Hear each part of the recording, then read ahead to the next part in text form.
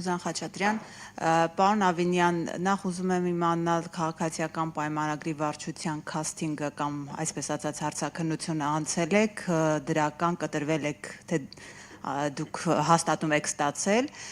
Երկրորդը այս շրջանում գերատեսչությունները բոլոր պետական ճոխ պարգևատրումներ են կարծես իրականացնում, ազգային ժողովը, պաշտպանության նախարարությունը, քաղաքապետարանը պարգևատրումներ տվել է իր աշխատակիցներին, օրինակ ձեր անձամբ պարգևատրումը ինչքան է կազմել, ինչքան եք ինքներդ ձեզ պարգևատրել,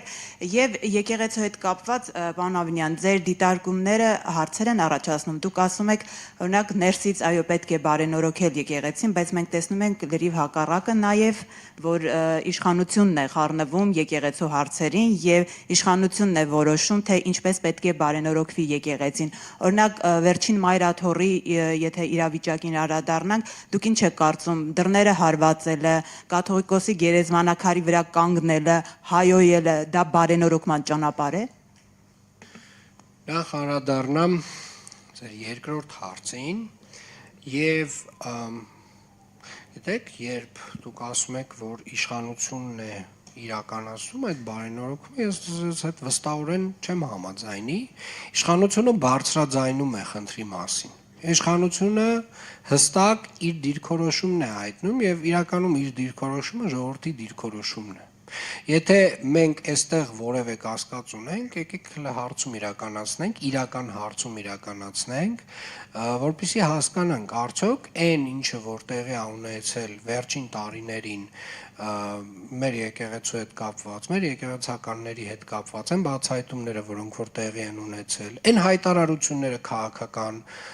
որ եկեղեցականները տարբեր ժամանակներում արել են, այս կամ այն մոտիվացիայից եւ կենտրոնից դրդված, արդյոք այդ ինստիտուտը չունի նորոգման կարիք։ Ես կարծում եմ, որ ժողովրդին հարցնենք, ես վստահ եմ, որ իրանք վստահորեն կասեն, որ ունի կարիք եւ իշխանությունը ընդհանրապես բարձրաձայն կներեք, թողեք ավարտել։ Թողեք ավարտել։ Այո, արել ենք։ Բայց դա չի կարևոր։ Իրականում կարևորը ճշմարտությունն է եւ ճշմարտությունը միշտ պետք է լինի գերակա եւ երբ որ ես ասում եմ որևէ ինստիտուտներից պետք է նորոգվի եւ ժամանակի պահանջներին, ժամանակի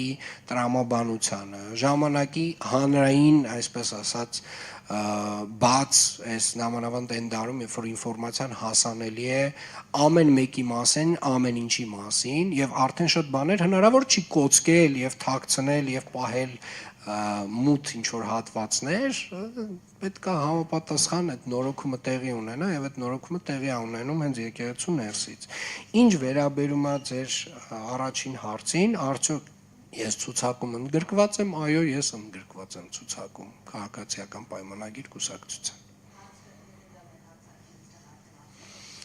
Գիտեք, ձեր հարցը ես հասկանում եմ, որ մեր որոշ գործընկերներ են քաղաքացիական պայմանագիր կուսակցության ժողովրդավարական գործելավոճը շատ խորթ է։ Շատ խորթ է, այնքան խորթ է, որ չենք պատկերացնում, որ այդ որոշումը կայացնելու համար արդյոք մարդը պետք է լինի ցուցակում, թե չպետք է լինի, այդ ընդհանուր կանոնին ենթարկվում են բոլորը, եւ ես, եւ վարչապետը, եւ բոլորը, այսինքն բոլորս մեր հերթին կանգնել ենք ամբիոնին, ներկայացել ենք, պատասխանել ենք հարցերին եւ վարչությունը կամ հաստատել է կամ մերժել է մեր տեխնացությունը։ Հիմա եւ վարչապետի տեխնացությունը, եւ իմ տեխնացությունը, եւ շատ իմ գործընկերների տեխնացություն հաստատել է մեր վարչությունը։ Սա է այդ կանոնը, որը մենք ինքներս մեզ համար դրել ենք, որքան էլ որ այդ ժողովրդավար կանոնները որոշ մեր գործընկերների համար խորտ չլինեն։ Պարգևատրումների մասով պարգևատրումները տրվում են ըստ արդյունքների եւ իրականում Երևանի քաղաքապետարանը իր նախանշած արդյունքներից շատ բաներ ավելի գերակատարել է եւ բոլոր գերակատարած ստորաբաժանումները ստանում են համապատասխան պարգևատրում, բայց ուզում եմ նաև արձանագրել, որ այս տարի պարգևատրում ստանում են նաև մեր մանկապարտեզների աշխատակիցները, մեր Երևան ավտոբուսի վարորդները, այսինքն պարգևատրումը տարվա ընդհանուր ամփոփման տրամաբանությամբ ստանում են տենց շատ լայն քանակի եւ շրջանակի մարդիկ։ Խնդրեմ։ Էմմա Մարտիրոսյան, Մեդիահաբ։ Պարոն